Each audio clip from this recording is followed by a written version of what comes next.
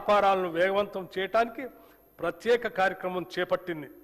33 జిల్లాల్లో మారుమూలన ఉన్న మహిళలను కూడా చేరుకునేటట్లుగా ప్రీ ఇంక్యుబేషన్ కార్యక్రమం చేపట్టాం. దివ్యాంగులు, ట్రాన్స్జెండర్లు, మైనారిటీలు, ఆదివాసీలు వంటి వర్గాలకు చెందిన మహిళా వ్యాపారులకు ప్రత్యేకంగా ఇంక్యుబేషన్ గ్రౌండ్ స్థాయి ఎంఎస్ఎంఈలకు ప్రాధాన్యత ఇస్తున్నాం. తెలంగాణ పశ్చిమ ప్రాంతం, ముఖ్యంగా కొడంగల్ పరిసర ప్రాంతంలో రాబోయే సంవత్సరాల్లో ప్రధాన పారిశ్రామిక కేంద్రంగా అభివృద్ధి చెందనుంది. ఈ నేపథ్యంలో రాబోయే రేడియల్ రోడ్ 2 సమీపంలో భారీ పారిశ్రామిక పార్కుల కోసం ప్రభుత్వం భూములను సమీకరించేందుకు ప్రణాళికలు రూపొందించింది.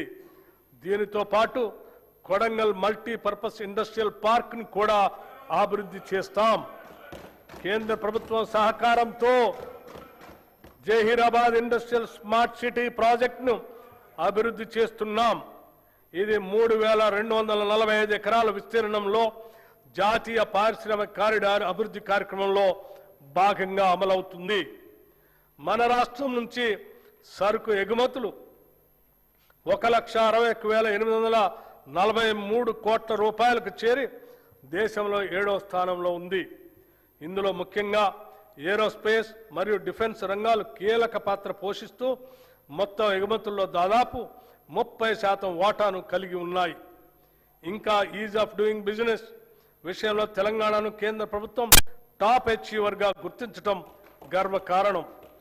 ఇటీవల హైదరాబాద్లో నిర్వహించిన 23వ బయో ఏషియా అంతర్జాతీయ సదస్సుకు విశేష స్పందన లభించింది. ఈ సదస్సులో 1,700 కోట్ల రూపాయల పెట్టుబడులు పెట్టడానికి పెట్టుబడిదారులు ఆసక్తి వ్యక్తపరిచారు.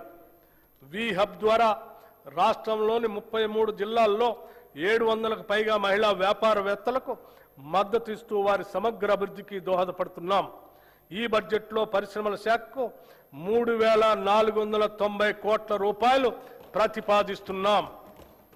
మన తెలంగాణ రాష్ట్రంలో హ్యాండ్లూమ్ మరియు పవర్లూమ్ రంగాలు దేశంలోనే ప్రత్యేక స్థానాన్ని సంపాదించాయి.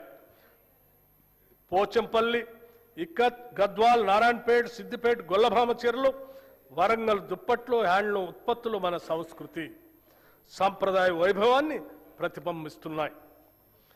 కార్యక్రమం ద్వారా మహిళలకు కోటి చీరలకు ఉచితంగా చీరల పంపిణీ చేస్తున్నాం. 1,70,000 ఇప్పటికే చీరలు అందజేశాం. మిగిలిన చీరలు అతి త్వరలో అందజేయటం జరుగుతుంది.